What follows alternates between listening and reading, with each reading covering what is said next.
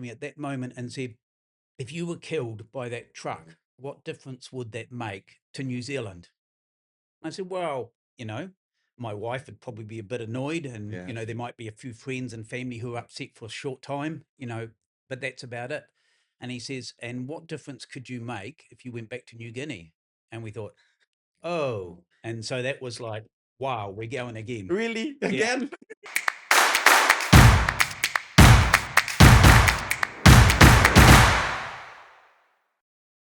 All right, Bulavinaka, welcome again to Empowering Voices. I am your host again today, Bulavinaka, to everybody that has been watching overseas in Fiji, New Zealand, wherever part of the world you are in right now. Bulavinaka to everybody. I'm your host, Pastor Melly, and today is a very exciting day for me because I'm here with a couple right from New Zealand. Um, Ruth and Mike, how are you, family? Good. How are you? So I'll just dive really deep, quick into this. I just in 2 minutes, would you just introduce yourself and how is it like here in Cambodia and how's the journey been like with family coming over with Rob and the family? Yeah. All right. Introduce myself. So I was born and grew up in Christchurch, Mhm. New Zealand.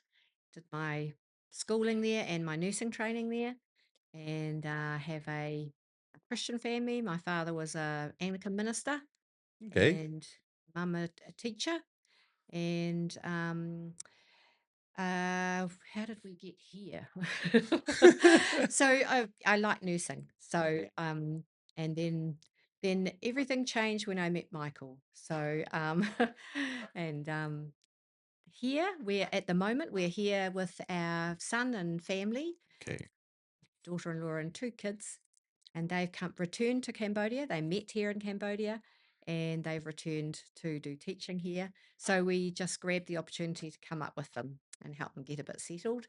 And it's been really fun. Is it your first time in Cambodia or you have come No, out a few no. times? We were here when Abel and we had three teenagers come up with us. Yeah, okay, okay, Abel and okay. his twin brother were 13, Okay. and then daughter was 16. Mhm. And that's when Abel decided he wanted to do teaching. So he went back to New Zealand, did his training, and came back to Cambodia straight away, Okay. and then met his wife All here. right. Yeah, your turn. Yeah. Gosh, I don't know that mine's much different. I mean, the two shall be one, and Ruth sort of sounds like she blames me for the changes in her life. So I don't know how to respond to that for a start. But I will say that there's a backstory, of course, which I guess we'll get to. But I Yeah. will say that coming here in 2004, we stayed for 2 years working with an NGO here when, as Ruth mentioned, our kids were teenagers. And it gets under your skin. This country gets under your skin. It's true. I've said it so many times to other people. Yeah. And there's parts about it that drive you crazy as an expat, but there's parts that you just love. For And sure, when for you're in sure. New Yeah. Zealand, you just think, how can I think of some sort of reason, at least to go back and visit? So, Mhm. yeah, we've been doing that ever since. Nice. Well, again, I just want to say, I'm so grateful that you took a time just to come and, have a podcast with us today. Like I said, this is something that I've heard the Lord ask me to do, and I'm really always grateful to all of those people that have gone through the process where God has called them into, and just to share a wisdom or an advice to whoever that is planning to go over abroad and be mission field, or they feel that God is calling them. So I'll just start off with today and just say, so where did it all begin? How did you guys all meet? How did you two meet together? And yeah, how was the backstory of your meeting? Well, maybe I could start that one. So Ruth mentioned before that she'd grown up in a Anglican Christian home Mhm. and had that background. I converted to Christ when I was nearly 20 years of age. Yeah. And because of the lifestyle I'd lived prior to that, I'd kind of had to drop my friends, or they'd all dropped me. And I found myself sort of fairly lonely as a Mhm. new Christian at 20. And it sounds a little bit kind of stupid now, but my parents were camping out at the beach and I had no mates anymore. So I thought, well, I'll just go and do the really lame camping with the parents Yeah. thing. But when I did that, there was a Christian outreach was happening at this beach area where we were staying. And I thought, well, I'm a new Christian. I don't know anybody. I'll just go down there and to the outreach and see if maybe I can get some fellowship or meet Yeah. somebody or whatever. And so that's how we met. She was on the team doing the outreach at the beach. Yeah. And I came into the tent and probably looked like a bit of a heathen. And she eventually thought someone needs to go and witness to this guy. So she just broke away from the group and come and sat down at my table. And Yeah. that was it, really. Wow. Yeah, that's how we met. And how long have you been married for? Coming up 46 years. Wow, I should have another podcast about how to keep your marriage long. 46 years, yeah. Well, I often say to people, 46 years, yeah, it's like 43 really happy years. Oh my gosh. And people say, oh, was there 3 years, that was really rough? No, not really. It's just a day here and a day there, probably adds up to Oh 3 years, yeah, right? you're traveling, right? Yeah. So nice. How about you, Ruth? What was your perspective? How you guys on how you guys met and Well, I was just going into my last year of nursing training, yeah, and my mum was already sick with cancer at that point, and not well. yeah, So when I wanted to do something, um, sort of looking outward, and had as a teenager had read lots of missionary stories and really loved it. My parents had lots of friends who were missionaries. And I thought that's exciting. Oh, that's what you should do. So I thought I should do something, but I didn't want to be away from my mum. So I went to the local beach uh, so you, and Brighton, but my cuckoo wasn't it. But I didn't want any complications, no guys or anything like yeah. that. So I made sure the team was all safe and nice. No one I was really interested in. But then Michael turned up the first day. So it was yeah.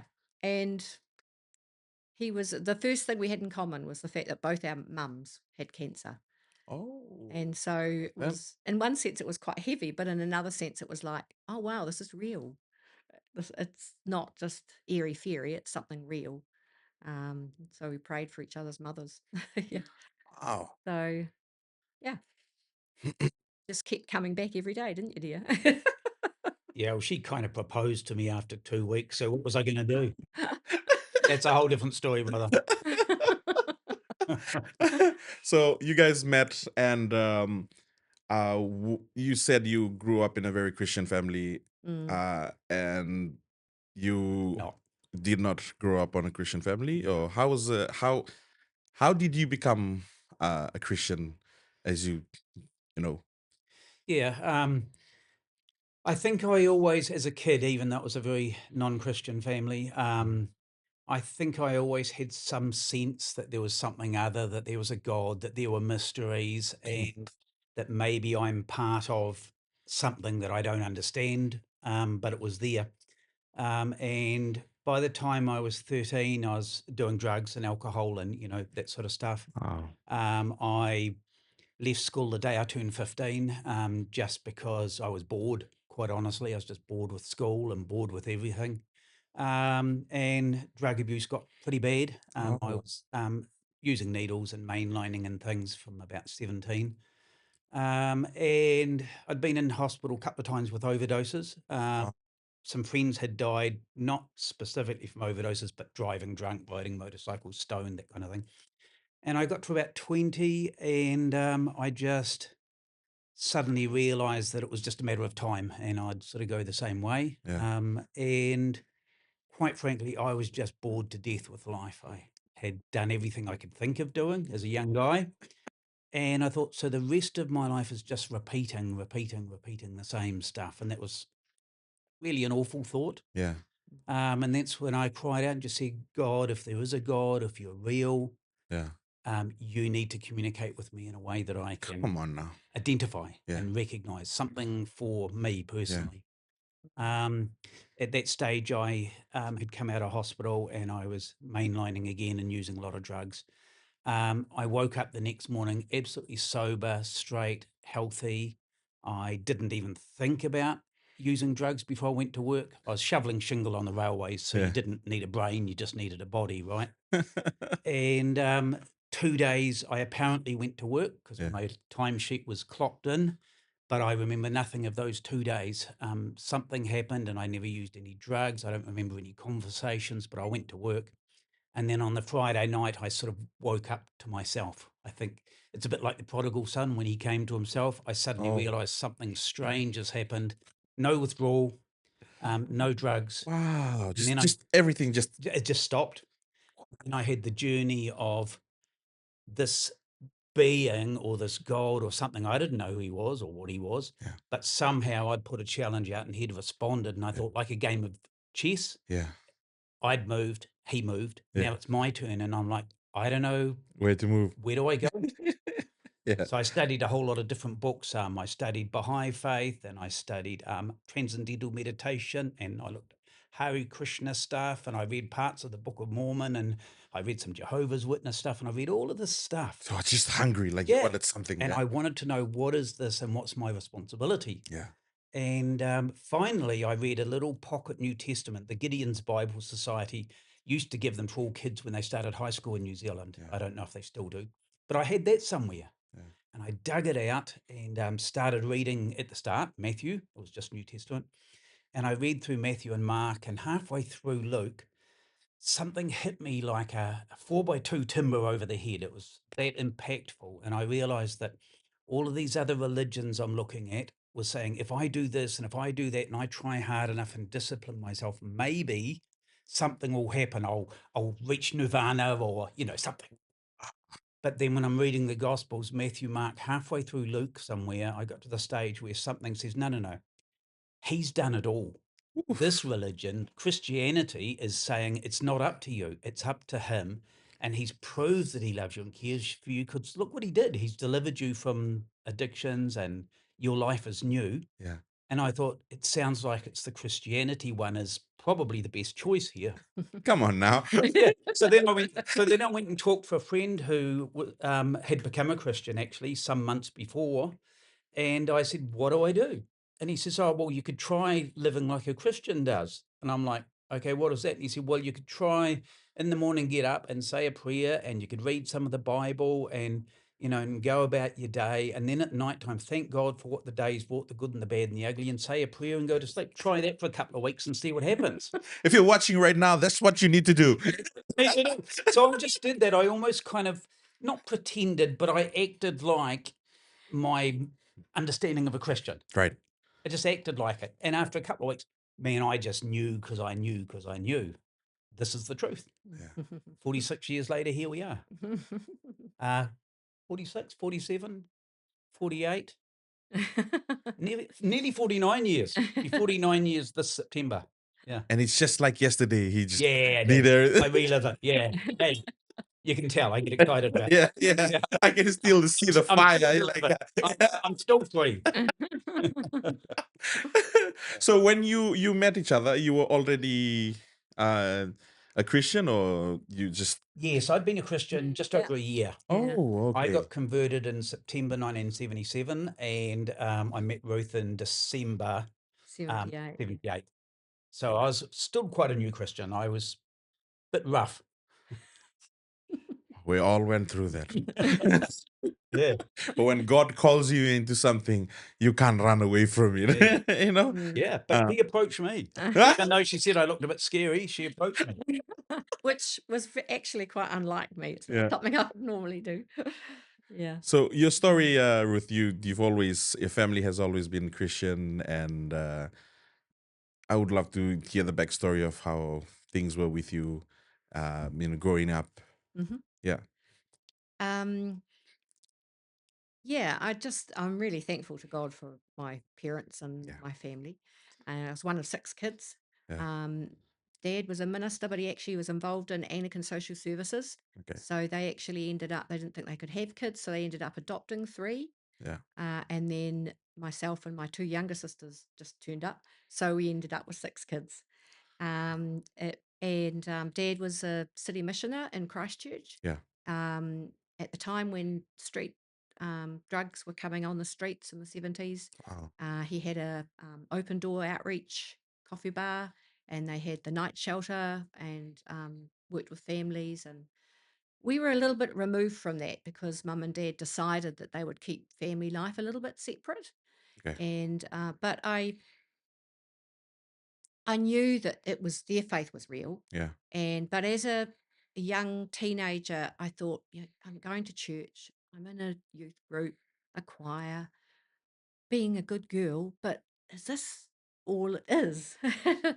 And yeah, I remember as a 14-year-old having an encounter where it was a very simple thing, but a dog sort of rushed out at me, and when I was out walking, and I got a real fright. Mm. And it wasn't a big dog, but he was quite vicious.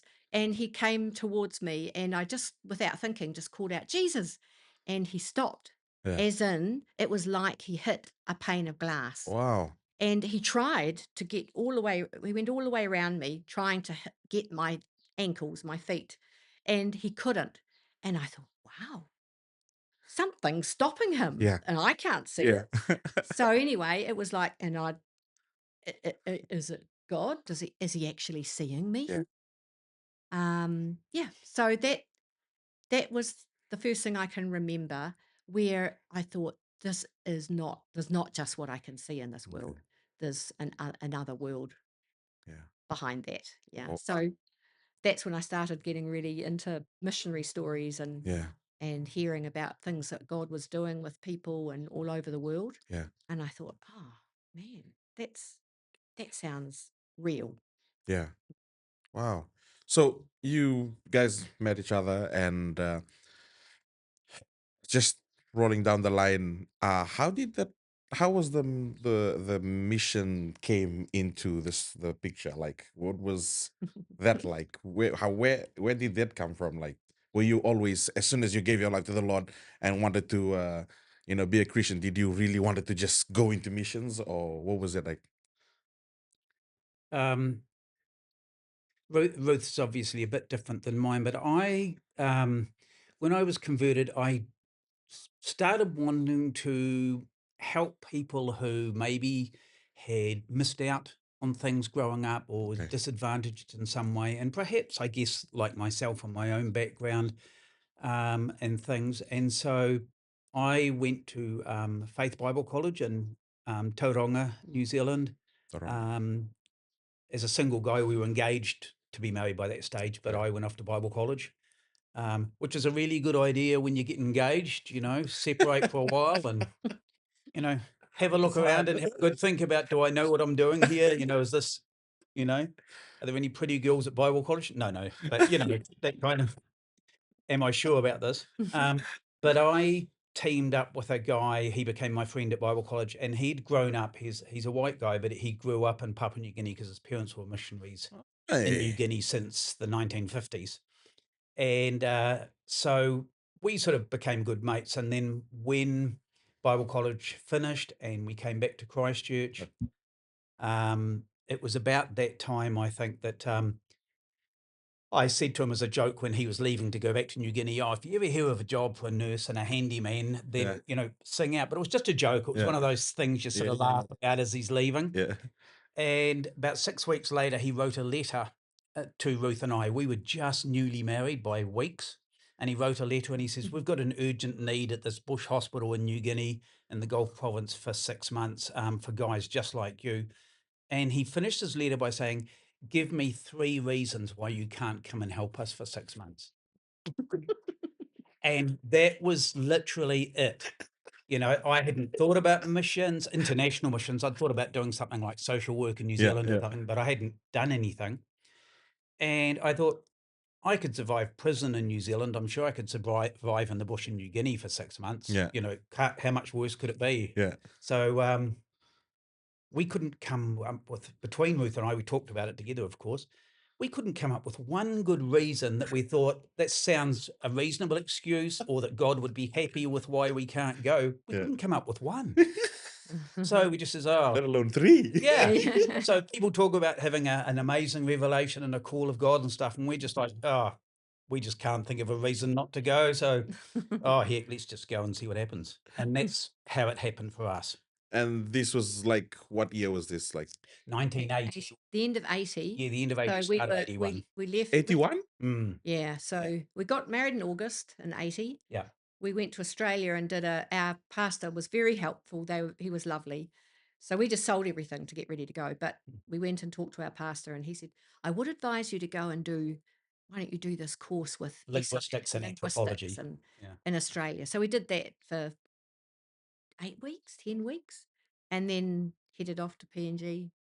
Our friends, that was a training hospital in Papua New Guinea. So they organised our visas and my nursing registration. And 81. Yeah, Was so 1981. so we had our first anniversary wedding in born by then. Well, that'd be right, brother. Thanks for making me feel good about that. So this is where we were. You can see, I don't know Really? if that's helpful for anyone else, but the Gulf province of Papua New Guinea. So very isolated area down in here. No roads, no phones, no shops. So 81, was there any like aeroplane flying, or you guys went? It's all aeroplane. There Huh? was The aeroplane and boat were the not only where way we to get were though, because there was no airstrip where we were. So we flew into this bush airstrip and then on a canoe travelled up the river to where we were staying. Yeah. So it was all water travel. Yeah. Such an adventure. Yeah, we had no idea. Yeah, we didn't know much. We didn't even know where New Guinea was when we got invited. I thought it was Africa.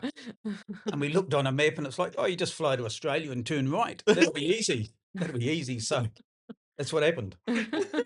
So how was it like the experience in Papua New Guinea when you first came there, and you got to meet the people, and how long was it that you served in New Guinea? That time was only 6 months. Okay. Then we came back, and but the couple who were there had been there since the 50s. 50s. They were both doctors. They trained in New Zealand and Dunedin, and they said we want to give our lives with our skills overseas where they're really needed. And Yeah. they were just an amazing couple, Peter and Lynn Calvert. The training hospital was very well known in Papua New Guinea. Peter wrote a book on training aid post Tropical orderlies. medicine. Yeah. Yeah, and they saved many lives. Still going strong. Yeah. They lived there. In fact, Lynn just died at 99. She stayed there. Her 99 husband, years. her husband died there as well. So they gave their lives to that place. And they were an Goodness. amazing couple. So that was our introduction to missions, was just this couple that are Mother Teresa level in New Guinea, effectively. And that, even though we're just there for 6 months, it impacted us so deeply. We just thought, we've just got to be invested in this ourselves. How was the experience like? Was there some of the testimonies that you would want to share, like the things that you saw God move in that place? Yeah. The medical training is a really practical thing to change the environment. But they said after years, 20, 30 years of doing that, they thought, but are people's lives being impacted? So physically they're being helped. Is it something that's going to last for eternity? So then Peter and Lynn and a lot of the nurses and the staff, they started praying. And there was a revival had been in the area.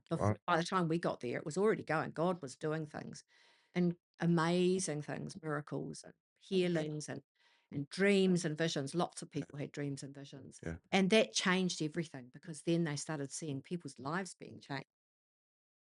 And so we came into that. Wow. Yeah. It's amazing. We're talking about New Guinea, like this witchcraft and witch doctors Yep. and everything that's going on, and now like the word of God is just Sure. taking over now. Yeah. Yeah. Yeah. I mean, there was power confrontations for sure between the forces of good and the forces of evil. There was amazing confrontations. And some of that still exists. There's still a lot of darkness.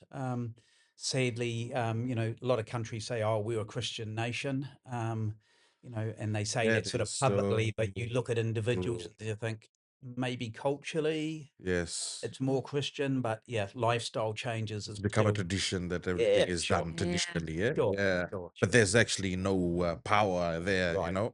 And no life no change. life Yeah, yeah, changing. Like everybody goes to church. It's sure. become a job now. Like, oh That's yeah, right. Sunday you go to church. That's right. But when you see like Yeah. something happening like that, it's just Mm. it brings out a different vibe of Yes. It's so easy for us to slip into religion. That we'll have an encounter with God, but it's so easy to slip into just a rule or That's another thing to follow or just religion. And that kills it. It's not life giving. that's true. And That's true. every generation needs that fresh Yeah. Their own. encounter. Yeah. Yeah. Mm, Wow. Yeah. I'm just amazed. Like, you didn't even really think about all of these things, but mm, when you arrive there, you found out that you are in a move of God. Like you are in yeah. it. You're Yeah. not just reading it. You're not just standing on the side watching. Yeah. You are in it and Yeah. you're watching everything. Yeah. People give their lives. Mhm. People come to see the light and all of these things. Yeah, I'm just really amazed that your heart of availability where you're just, yeah, why not? We can't find any three things. Why not? We should go. Then why not? I was just, and I think that's to all the listeners that will be listening to this, sometimes God just needs people who are available. Bible says in Book of Isaiah, who shall I send? Mhm. And I think for these days, I don't want to say anything bad, but you know, when God speak to us these days, you're like, okay, how about this? How about that? How about this? How about that? But God just wants to say, go. Mm. I got you. Yeah. Yeah. Just be available and go. I'm really blessed to hear that. So you guys were in Papua New Guinea. You were 6 months there, First and time then 6 months. Yep. and then you went back, or Yes, we went back to New Zealand for about 2.5 two years. and a half years, and Yeah. had a child, and did some in New other. Guinea, or you came No, back? No, we went back. back to New Zealand for two and a Okay. half years Okay. and had a child and did some extra study and bits and pieces. And then we decided, actually, I was riding my bike home. I was on the railways and I was riding home from work one day Yeah. on a busy street in the city. Yeah. And this great big truck went rumbling past me very close, and you nearly fall off the bike and you think, oh, if I'd gone under the wheels of the truck. And then God spoke to me at that moment and said, if you were killed by that truck, what difference would that make to New Zealand? I said, well, my wife would probably be a bit annoyed and, Yeah. there might be a few friends and family who are upset for a short time, but that's about it. And he says, and what difference could you make if you went back to New Guinea? And we thought, oh, and so that was like, wow, we're going again. Really? Yeah. Again? That's how it happened. Yeah. Wow. Yeah. But the thing is, that first 6 months, not only were that couple that we mentioned, Dr. Peter and Lynn Calvert, hugely pivotal in our lives, but um, probably within about 2 weeks of being in New Guinea, remember we said, oh, why not? We'll just go and see kind of what happens. Within about 2 weeks, we were able to then say, this is so the place that God has called us to be at this time. And I think sometimes it's the problem with Christian people looking for the leading of God. They want it all tidy and organized. Come And on then up. they know, oh, this is God because everything is all lined up nicely and there's nothing left to chance or and it's not like that. You've got to, as you said, you've just got to say, hear the word go and go. Mm-hmm. And if all your ducks aren't in a row and it's not all organized, it's okay. He can figure it out. Yeah. And it's better than my plan anyway. Yeah. That's Yeah. true. But a lot of people, it's like God's guidance is a tightrope. I've got to get it exactly right, Yeah. or I'm going to fall off and get eaten by sharks. It's like, no, no, no, you're just shy. You're just timid. Yeah. Yeah. Yeah. Um, you 2 years, 2.5 years. Mm. Then after that, you went back with Yes, a so kid. we started looking for putting the word out and saying, well, what organisations work in Papua New Guinea? Is there another place where we could be helpful as a nurse and a handyman? Yeah. So we didn't know, and yeah. So then we eventually went. It's Pioneers now. Back Yeah. in the day, it was Asian. What is it? Asia Pacific Pacific Christian Mission. Mission. Yeah, I've working. heard of that one. Yeah, Yeah. that Yeah. they work with Evangelical Church of Papua. So they'd been in the country for quite a long time. Okay. And it was another training hospital. So in a different part of the country, still lowland, still swamp. And but that's when we applied. So it took quite a while. You've got to go through things. Raise your finances. Yeah, and an organisation. So Yeah. it's a bit more organised than the first time. Yeah. But we felt that was important because for long we thought we're going to go longer term, so we need a support structure around Uh, us. So yeah, we did that. So we went back when Esther, our oldest, was a year old. yeah. We arrived at Rumganay. So how was it like for you as a mom and a newly mom going to Papua New Guinea and facing all of these? Yeah, it What was was the experience like? quite different. I mean, it was amazing going as a young couple because you had quite an independence. Yeah. Going with the 1 year old again, it was because it was a training hospital. It was like there was all the nurses there. Yeah. That's sorry, keep banging that. No. And then there was a local primary school, and there was a number of other missionaries as well, pastors, local pastors in the villages. So it was a real community, and Kapuna had been as well. Yeah. So that community living, I think that was what I found so hard, but so good. It was like you have the encounters and you have the amazing spiritual experience, but at the end of the day, it's daily living. That's right. And And getting on with people that maybe you yeah, normally wouldn't. that's right. Those are the things where the rubber hits I'm the telling road. you. I'm telling you. It's even harder to do that. Yeah. So and it's we had different people from different countries, Okay. missionaries there, but then also Papua New Guineans, and they were all living close by. So we were all spent time with each other. How do we do that? How do we work out problems? When do we pray for each other? Do we pray for each other? Yeah. Do we say we're sorry? It's those daily things and family life. And yeah, that's what was so important, and Yeah. seeing, living out what God says about caring and loving one another. It's just amazing to hear all of these beautiful stories of how God has been, orchestrating everything and moving everything. One thing that I always ask is, what are some of the struggles that you face as a missionary going to another country that is really much underdeveloped and just trying to impact the people there, especially the language barriers and stuff like that? What are some of the struggles that you guys face there as a new couple with a 1 year old child? Mm. I didn't find language learning very easily. I'm not a linguist. Michael is more. Especially when Papua New Guinea has how many languages? 100 odd. Yeah. Yeah, yeah. So in the area where we were, they used mainly. So at that point, it was Motu, trade language, Yeah. and which was a bit easier to learn. Um, but yeah, it was always a struggle for me. I had bad experience in high school learning French. It was terrible. So, and you've got that thing in your mind, Yeah, yeah, yeah, yeah. But I guess the helpful thing was I was doing a bit of tutoring in the hospital, and the nursing students were being taught in English. Yeah. So I was able to form relationships with them, and they became aunties to daughter, and then we had another daughter while we were there at the hospital. Yeah. And so that was really cool. Um, it's yeah. So that was hard. It was hard. Some of the physical things, sometimes they were we actually lived pretty well, and it was like we do things differently, but you still got to cook, still got to eat, still got to Oh, wash. It's wherever you're living, it's all those things. Might look a little different, but yeah. it's yeah, 80% is yeah, kind of the same, it right? is. Yeah. Yeah. Yeah. You how long then you stayed for in Papua New Guinea? So that For time, 2 years. Yeah. okay. The We second time was 2 years. Yeah. Yeah. Then we came back, Yeah. and actually, we had another revival in that area. Yeah. We didn't start it. It was No, it nothing to do with us. It Yeah. wasn't our fault. no, nothing to do with it. It was the Yeah. local pastors. Oh, really? They'd had a few deaths, and they were Yeah. really frightened by it, Oh, okay. pastors dying. And And so, quite young for no yeah, clear reasons. Yeah. I so would they went, want to learn to yeah, love they to went listen to out this. praying, Mm. and the Holy Spirit came and met them, and there was a revival in the area, just amazing. And we really saw changes in people's lives and a hunger for God. And the churches had been pretty, Nominal. yeah, really nominal, and suddenly they were packed.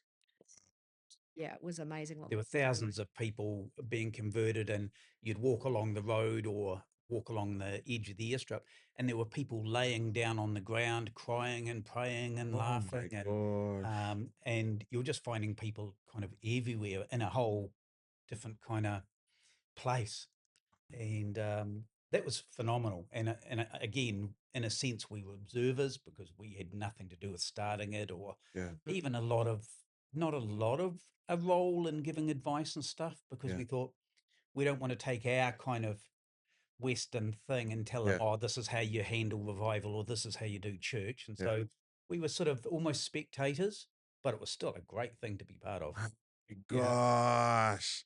Like I said, you know. yeah. We had, because in that revival, the whole heap of people wanted to go to Bible college, so locals. Wow. So, and the previous missionary had left, so Michael was running it, and it had only about 10 students, Mm. but suddenly we had over 100 applications. So they ended up with what, 70 or 80 students. So you were, Yeah. the two of us and some of the local pastors as well, were trying to run this Bible school, and we felt really out of our depth. Wow. So, so Yeah. when we left there, we came back to go to Bible college. Yeah, we came back and did more training because, you don't know what the gaps are in your knowledge or understanding or experience until you're out of your depth, right? Yes. You don't actually know what you don't know. And we Like got that. to, Yeah, you don't actually know what you don't yeah, know. and we got to the stage where we thought, I have no clue how Yeah. to do this, or what advice or what we should have done. And was it right or Yeah. wrong? I Yeah. don't Yeah. know. We had to make decisions, and you just didn't know whether they were good or bad. So so we went back to Bible college again to fill up some of those gaps, I suppose, so we'd be better prepared for a third time. Yeah. So first time 6 months, Yep. Second time. second time's 2 years. Yep. Third time. Yeah. Third time. Yeah, we were back because our church said, "Oh, look, come back. We'd like to send you to Bible school." So we went to a Bible college for a year, live in, Yeah. and so that was a year. And in that time, we actually had our first son in New Zealand, and he died of cot death. Yeah. So Died of what? cot death. Infant death syndrome. Yeah. Oh, okay. Okay. Yeah. So sorry. About 3 months of age, just didn't wake up. Okay. Yeah. So God knew. And we were in with our church family. We Yeah. were very supportive, and our minister was amazing. Yeah. And then we went to Bible college at that point, which was also great because it was living in a community, and there were other people, Right. students who had actually lost children Wow. ahead. They were before. further down the track So than us. it was God was so kind. We had other people to talk about it and share what we were going through. So it was, and spending time learning the Yeah. Bible and with God and praying, and it was so helpful that year. So, and then we went back Yeah. the next time. Mm. Yeah. So Yeah. And look, for people, stuff happens to people and families, and, and loss and this kind of thing. But one of the amazing things that happened when we went to Bible college, and we met a couple of other families who had lost a child of their own through different circumstances, Right. but Right. they a bit longer, further down the track than we were.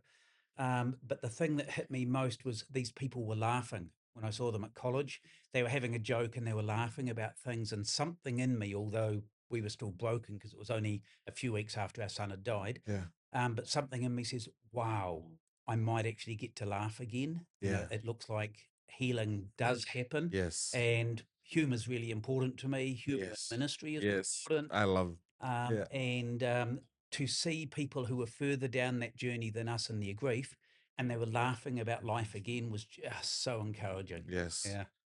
Yeah. I guess it's one thing that we always like to do in the islands. Yeah. Just laugh at everything else. Yeah.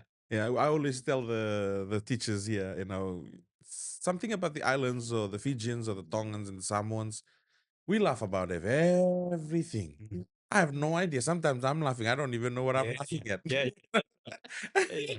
Yeah. Sometimes we just sit down like this. The power is off. Instead of being grumpy and grumbling, and we're laughing at each other. Why is this power? Yes. yeah. Yes. Yes. And then later down the line, then I realized that laughter is the great medicine to It's the a heart. great medicine. It's just a great medicine. So yeah, just to whoever that is going through something right now, just take a moment and just laugh about it. Laugh about what's going on, and everything will Yeah. come to being. Everything will happen. Yeah. You know. Sometimes when we go through this, we choose. What I love about one thing that Jenna told me, is sometimes we choose to go down that rabbit hole Mhm. when we have the ability to get out of it and just laugh about it. Yeah. And I like how the story, you guys are not just, like I said, I love the fact that you are telling me a story that is, you are not just standing on the side, but you are in it and you are walking through it and you are seeing God manifest every time you take a step. You go to Papua New Guinea, you come back, God speaks to you again. Okay, go to Bible school, get some more wisdom there. And then all of these things is just manifesting God's grace and God's glory in you two's life. I'm so honored to just sit with, I always say, veterans that has gone through the process, and I know there'll be a lot of people that'll be watching this as well, and they'll be also encouraged by the stories that both of you have, gone through. You had a choice just to let it go, Mm. you know, and maybe there were times you just want to take in the towel and just, Sure. you know, Many. yeah. But you just saw God keep Yeah. just manifesting. Mm. The third time you guys went to Papua New Guinea, how long did you guys stayed for? It was going to be a 4-year term. Okay. We had a third daughter when we went back. Okay. So we had 3 girls, and it was going to be 4 years, but then we Halfway through that. 4 halfway years. through we got pregnant with twin boys. So that's Abel, our son. He's a He's twin. a twin. Hey. So Abel, Yeah. So we had to come back to New Zealand to have them. So we were back just for 9 months, and then we went back with the boys about Yeah. 6 months old, and stayed again. Yes. So it was quite an isolated place again in the lowlands. Oh, it was the most isolated place we'd lived, actually. Really? Yeah. How's it Yeah. like? I really want to hear some stories there. Sure. Well, Yeah. it was the leader of the local church invited us to go and to the We'd Bible known school. him before, the general superintendent of a denomination in New Guinea. We'd known him before, and we'd just finished Bible college that we said we went to for the year. Yeah. And I'd been praying and fasting for quite some time as Bible college was finishing, because I was thinking, we don't know what we're doing next. We don't have a job. We don't Yeah. have a house. What are we doing after Yeah. Bible college? And I think the day I finished this quite long fast Yeah. was the day he sent us a letter saying, look, we've got a real need in this isolated place. The Yeah. whole region or the whole province has no Bible college, no Yeah. Bible school, and there's lots of kind of pastors out there, but they've had no training or very little. Yeah. Would you be interested in the challenge of setting up a Bible college Yeah. for training pastors through the whole region? And it came on the day I finished the fast, when I was thinking, oh man, the fast is finishing and we've got nothing. And then this letter arrived inviting us. So that's what we did. Yeah. Yeah. And so we were there for the 2 years. Then Ruth was expecting the twins. We went home and had Abel and his brother Jai. And then when they were about 6 months old, we went back. So we went back to that same place with 5 children. Yeah. Back to our little island. It's a beautiful little island, 1 mile long, quarter of a mile wide, and it's in the middle of a huge freshwater lake in New Guinea. So we had these beautiful views over the lake. You'd get the cool breeze. There was fish for miles. Missions is a life of sacrifice, brother. It's really hard to have to swim in the lake water under the coconut trees. Missions costs you. Come on now.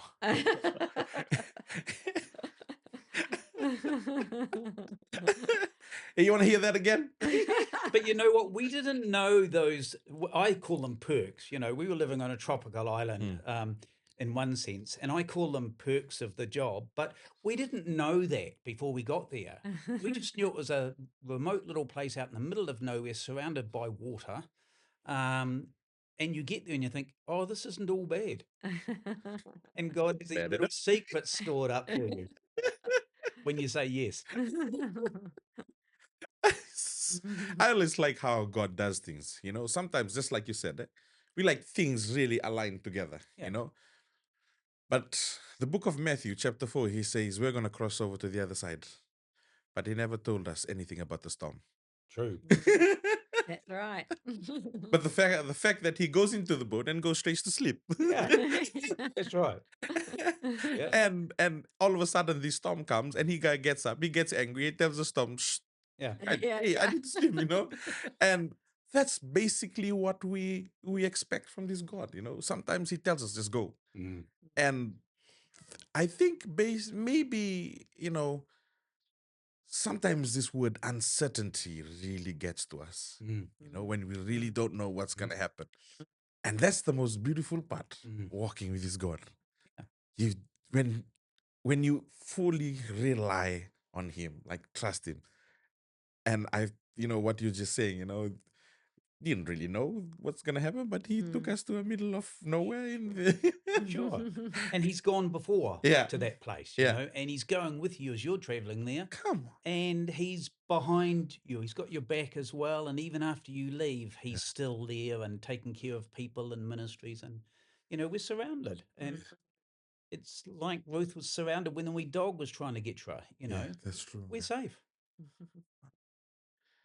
And how is you know, being a mother of 5 now, from 1 to now 5, and how was the experience like now? You are in an island. Yeah, different again. Um, Again, it's a lot of we were surrounded. Everyone had families. Everyone's part of a family, so everyone else had children and were doing life. Yeah. So I was teaching the older girls Yeah. in the mornings, but we just did teaching in the morning, and then sometimes they joined in with the local school in the afternoons, but they had lots of friends there, and we had a women's fellowship, so we'd Yeah. do things there, just practical things, sewing with the hand sewing machines, and making bread, and studying the Bible, and we had an aid post orderly, and his wife was my good friend Drusilla. She was lovely, very, very patient with me, trying to still keep learning language. But it's just doing life with people. One of the biggest things I realized was Michael's mum. So my mum had died before we got married, Mm. Yeah. but Michael's mum and his dad died of a heart attack when we were up there. And then his mum was dying of cancer. And we had a two-way radio. Yeah. We managed to link up the two-way radio to a phone call in New Zealand and spoke to mum. But the phone was up in the mountains, miles from us. And so they were clicking the microphone on and off so that we could talk via a two-way radio, and we could hear my family on the phone up in the mountains. It was the craziest patch-up thing you've ever seen in your life. So the guy up in the mountains, he had to anticipate when I was talking to click this button, and then when mum or dad wanted to talk, to click to come back to us. And we're in the most isolated place in New Guinea, and actually this is back in the 80s, of course. Now with cell phones, you just don't appreciate how difficult it used to be. Now we've got Starlink, and thank you, Elon Musk, and it's so easy now, even in isolated places. But when we talked to her, it was like your brain sort of graunches, the gears graunch, because you feel like here we are, and yet we're talking to mum back in New Zealand, and we didn't have those connections. It was so separate. But it was after we were both of us quite upset, because we could tell it was a real effort for her talking, and that she wasn't well. And we got off the radio, and Nandarema, who worked with us, she was a teenage girl and knew our kids well, and worked with us in the house and stuff. And she was saying about how she was getting a bit, oh, maybe she couldn't work for us anymore, because some of the people were talking about it, and they were getting jealous, and they didn't want her to do it. And so she was wondering whether she would stay with us. And I just burst into tears, and I got really cross at the same time. And I said, we're here because God brought us here. Yeah. And Michael's mum is dying, and she's all the way back in New Zealand, and we can't do anything for her except pray. but we're here. We're not going away. We're here because God loves you, loves me, and this is the place we're meant to be. Yeah. What are you talking about? People are talking about you. There's Yeah. always that, village talk. Oh, yeah, I know Sure. what it is. Yeah. Yeah. And I said, you need to decide, are you going to follow Jesus or are you going to listen to your one talks that are talking about you? I was so angry. And then I thought, oh no, I've done such a terrible thing. She won't love me anymore and she'll go away because that's not the way to do Yeah. it. You're just being a Westerner. But it was after that something changed. Yeah. And she was tearful too at the time. And she was just such a lovely lady. She, She was a young girl yeah, then, but she stood strong for Jesus after that, Right. and she really changed. And we met her many years later when we went back. Yeah. And she was a strong lady, but tough life. I And think she got a glimpse that it yeah, costs mm, missionaries something to be there. It's not like, oh, you missionaries, you're well off and you're wealthy and you can just come and go and do what you like. but but every Yeah, the Christian, penny dropped, and Yeah. she thought, wow, it does yeah, cost you to be Yeah. here. yeah, any Christian, if you're going to follow Jesus, there's going to be costs at different times. It Yeah. might look a bit different, Yeah, and for her and for me. Yeah. But it made us more sisters Yeah. because I actually shared something that was hard. Yeah. Yeah, and that made a difference. Yeah. And so I realized, we shouldn't try and always keep it together. That's not always the answer. Yeah. That's so true. Like, you know what you just said. Some people, when we come into this place, they think, oh, you guys have so much, you have all this money and all of this. Nah, no. Mm, mm, you had to sacrifice so much to be here, even.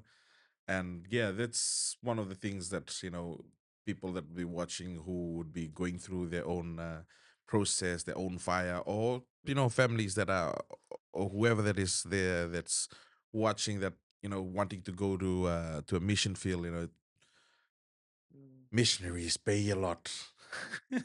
Yeah, there's a cost to go, Yeah.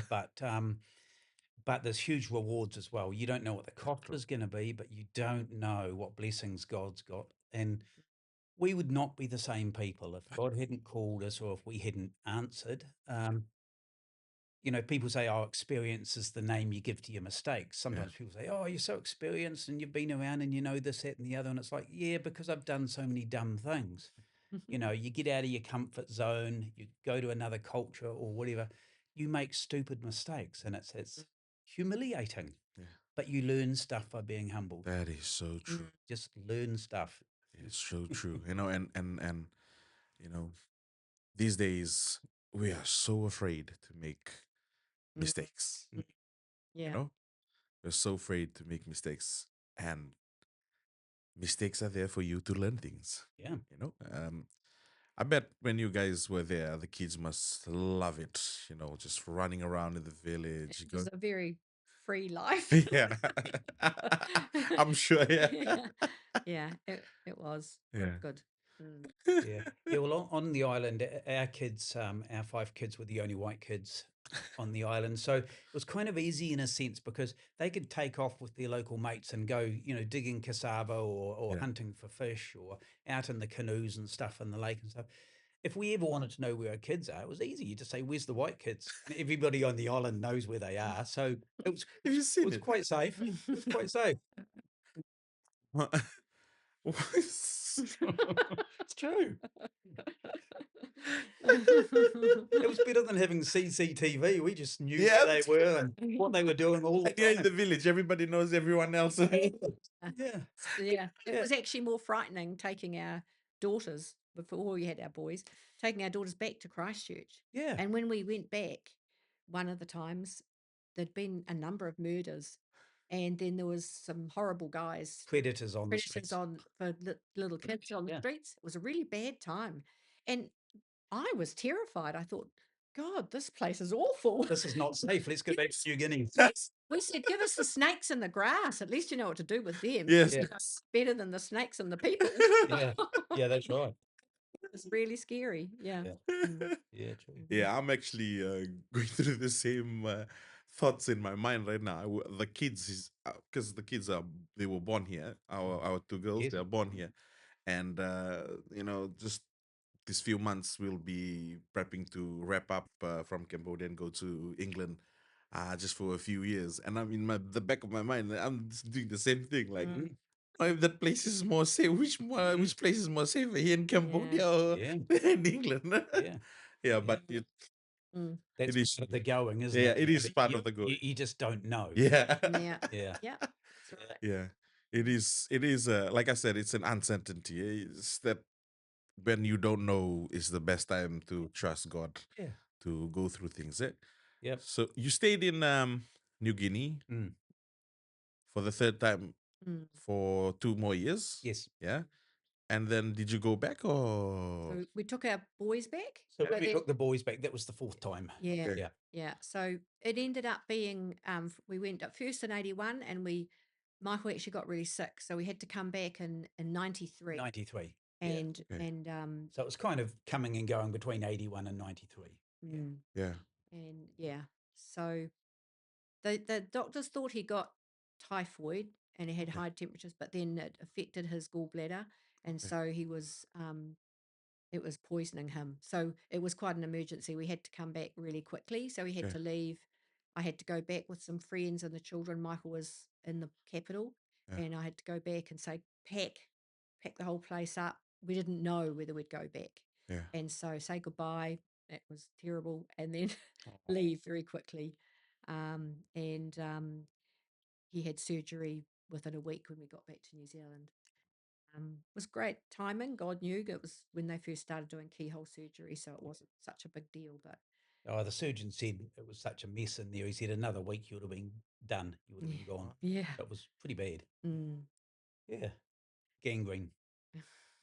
Wow. yeah, Well, I mean, it was because of what was it? The gallbladder had stopped working and it started to rot, and then it started to rot the edge of my liver, and so he had to do a bit of snipping, and he said, but it was pretty stinky in there.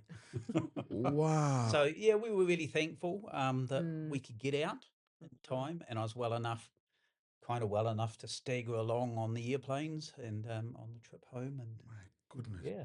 So that again, it was uncertainty because although we knew we had to go back, we didn't know whether we'd go back to PNG or not, and it was probably the rest of that year.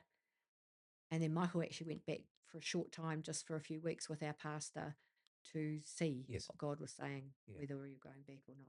I couldn't get an answer in New Zealand. I just didn't feel like I was getting an answer. Are we finished there? Was that a sign that it was our time Yeah. or not? And so I went back with my senior pastor for 3 or 4 weeks, something like that, just to talk to the church leaders and to the Bible college Yeah. tutors and everything else and say, if we didn't come back, is it going to be okay? And I was hoping in the month that we were there on the island, me and the senior pastor, that praying and fasting and stuff, that I would get some sort of sign from God, about are we finished or not, or are we coming back? And when the small plane that carried us in landed on the island, as soon as I stepped out and put my bare foot on the grass, Yeah. I knew God was saying, you're here to say goodbye. And it's something, and I mean, Pacifica and Melanesians, they understand this really well. There's something about the barefoot touching the land. Yes. In New Zealand, we call it Papua New Guinea. Yeah. There's something where there's a connection with the land, Yeah. and I don't know what it is. I don't want to go weird about it spiritually, but there is something about it. And I just knew when I put my bare foot on the grass of our island, Yeah. right then and there, I didn't need to pray and fast for a month. I absolutely knew God was saying, you're here to say goodbye. Yeah. And that was heartbreaking. I spent the first 2 or 3 days just crying. It was terrible, but it was right. Oh. And so, yeah, pack up the last of the stuff. You spend a month making sure the church is well, the Bible college is well, they're going to be okay without us. And you leave. And again, not knowing what's next. Yeah. Yeah, yeah. My goodness. I could relate to that because when I came from Fiji, coming here to Cambodia, the moment that I stood in Fiji, the excitement and the adrenaline pumped.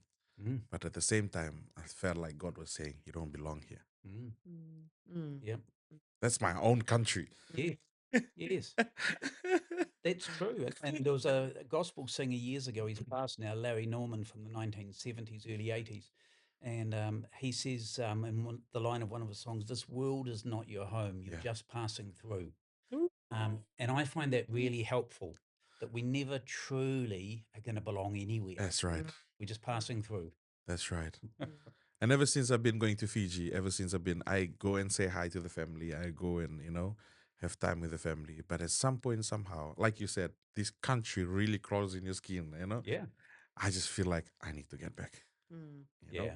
I don't belong there anymore. Like it's been taken away from me. Like I Yeah. don't feel like I want to stay here longer, Sure. and that's how God does things. Sometimes he just takes thing away from you when it's done. It's Yes. time. That's right. You know? It's Whew. yeah.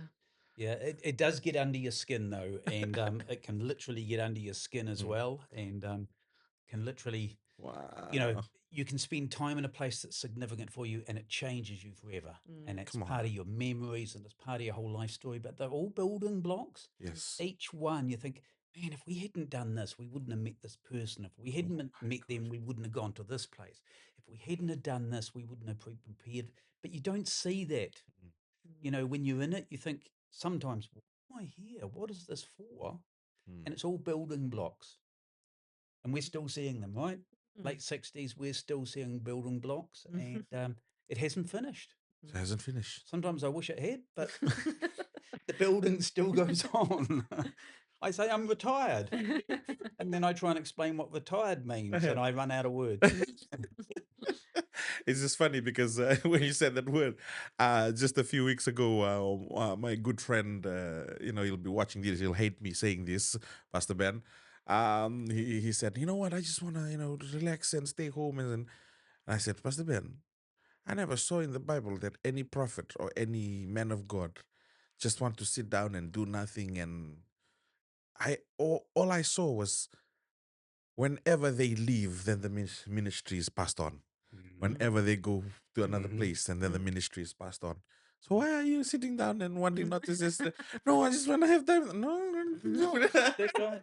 you just can't retire. This is a job. That's not how it works. Yeah, really. Yeah. So you guys were you've left Papua New Guinea, Yes. and was then after that did you go to other places to do missions and Yeah, we left Papua New Guinea, and then we returned to New Zealand, and our church denomination um, asked us if we'd be interested in pastoring.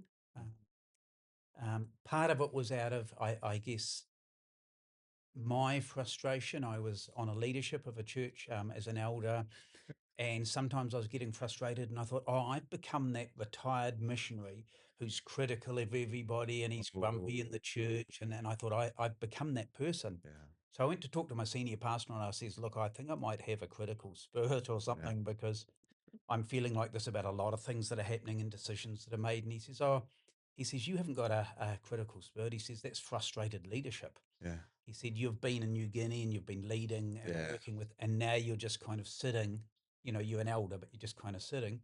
You need your own church.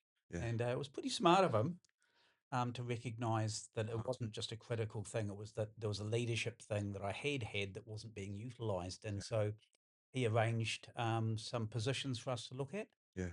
which we took. So for the next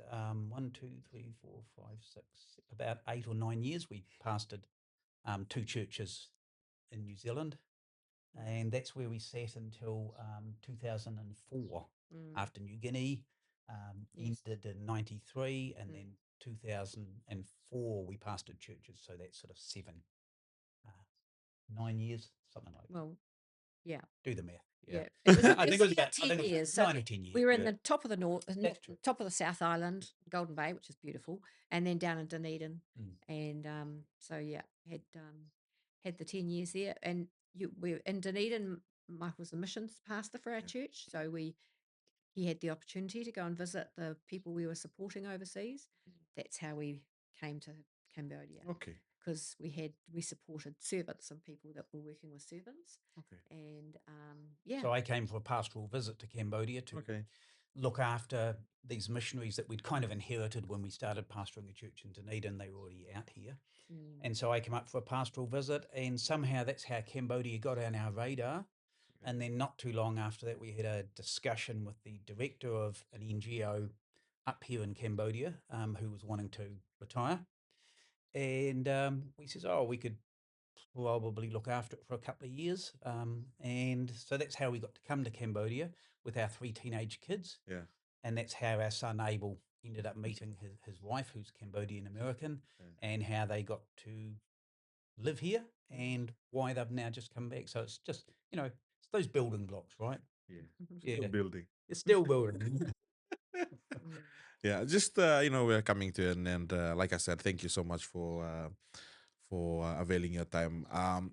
Is there any other wisdom or an advice to people who will be watching this or maybe going through what they're going through, or missionaries that are actually wanting to go into the field and they're still, feeling a little bit scared or nervous to go into the field? Is there any advice you want to give to also whoever that's watching this? That's also, you said your story was, you went through as a teenager and God saved you along the way. Do you have any advice to anyone that'll be watching um this podcast? Yeah.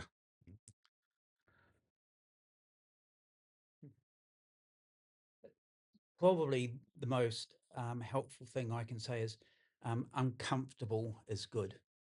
Being out of your depth is okay, particularly if you know that God's on your side.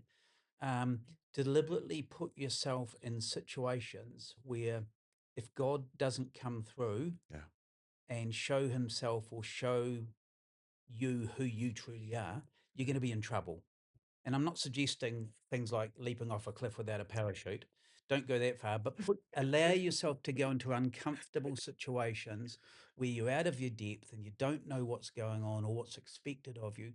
Allow yourself to go into those places as a young person or middle aged or elderly person. There should always be something where you're saying, God, if you do not show me or reveal yourself or help me, I could be in trouble here. Yeah. That's the best advice I can give because that's how you grow. It's the Yeah. hard times that make you strong, Ooh. and do stuff when you don't know what the outcomes are. That's what Abraham did. Yeah. That's what Jesus did when he said, "Let's go across the lake" in Matthew 4. Yeah. The disciples said, "Yeah, righto, off we go." They had no clue, and the difficult things the disciples were in Yeah. teaches them stuff. Yes. Yeah. Yeah. So that's it. Allow yourself to get into uncomfortable situations with God, hopefully, Yeah. and see what he does. Yeah. Yeah. Mm. Yeah. And look for the people he brings along the way. Yeah. With people who are further along the journey than you, that are got some wisdom and are really connected well with God, close to God themselves. Yeah, make the most of the people that are in your life, that can really positive people that can really share their wisdom with you. Well, you become like the people you hang around with, right? Yeah, Yeah. yeah. Mm. Mhm. I guess that's very true. It's very important to find people that are, always there to encourage you and to speak to you straight up, like how you did it to your friend, and just say you want to listen to them or you want to listen to God. Sometimes since we are living in um, I'm gonna be a little bit, selfish about this, since we're living in a time where people are easily offended. You know, um, I think it's always, as a Christian, you just always are there to say the truth, and you know, Mm. and the Bible clearly states, like, in these last days, don't be offended. And I guess what you said is the the hard times shapes you Yeah. to Mm. be the one person God wants you to be. And some of us, we don't like to go through the hard times, Mm. We like to see how a beautiful cake is sitting down there, but we don't know the process of how that cake was True. gone through the fire, mixing the sugar, all of those Yeah. things. And we always love the product. Mm. Nobody likes the process, but it's Yeah. the process that shapes the product to be True. the masterpiece. Yeah, Yeah. I for think sure. that's a really true, Yeah. That's right. really good advice to whoever that is be watching right now. Just hold on to what God is telling you, and just always stay in and run the race. What Paul said: run the race and fight the good fight. Sometimes, yes, as a missionary, you would want to throw in the towel, but just so you know that he is the master of the harvest. He is the one that's leading the way. He is the one that's preparing the way. And like Mike said, that he's already gone through it, and we are just taking us and letting us enjoy how his plans have already been predestined for us. Do you want to say anything to your family back in New Zealand or here or in maybe in Papua New Guinea? They'll be watching this as well. We're sharing it to them because it'll be on YouTube and it'll be shared to everybody whoever wants to watch it will watch it. Mm. So if you want to share anything to your friends or um, people from church, John. Sure. Well, it's amazing privilege to be part of God's family Yes. all over the world, Yeah. wherever we live. Yeah. Yeah, and that's the family that you want to be part of. Yes. Sure. And share it with others. That's so true. Mm. Yeah. Yeah, and shout out to family and church friends, anybody who's listening in. Thank you for taking the time. We hope something has been helpful. And for all my one talks in PNG, mi ama must talk out on this or something long you pala, you kisim some pala sapi long this now the bay you go no walk long mission. Eso bada here tani mani we bonai lau moali bada here lau kiki ina bomana. Bimo oda karai ina mission go kara. Dori oilau, dori oilau. Thank you. Thank you. Thank you so much. Thank you so much. I'm just in awe. I'm like sitting down there. I'm like, wow. Yeah, just before we end today, thank you so much to all the donors that have provided these beautiful equipments and to all the sponsors. I've always believed there was a pastor that was here last few months ago, and he says, not everybody is going to be a missionary. Some people are missionaries that are called by God. Some people are helping the missionaries to go to places that God wants them to be. So all of the sponsors that have sponsored this, and to all the family back in Fiji, New Zealand, the Kid family, thank you, Pastor, and everyone that has always supported the Empowering Voices. Before we end for today, I will just ask maybe Ruth or Mike if you could just end with a prayer for us. Sure. Thank you that you're such a loving Father, that you know each one of us and you see each one of us. Thank you for this time to share what you've been doing, what you are busy doing in the world. Your Holy Spirit is doing so much. Help us to know more and more what you are doing, where you're doing it, and how we can be part of it. And bless all the listeners that they would be hearing your voice in this too. In Jesus' name. Amen, amen, amen. Thank you again. Thank you again. This is episode 42 of Empowering Voices. Your testimony matters. Goodbye. Nisa Mwademanda and Timreplia. Bye bye.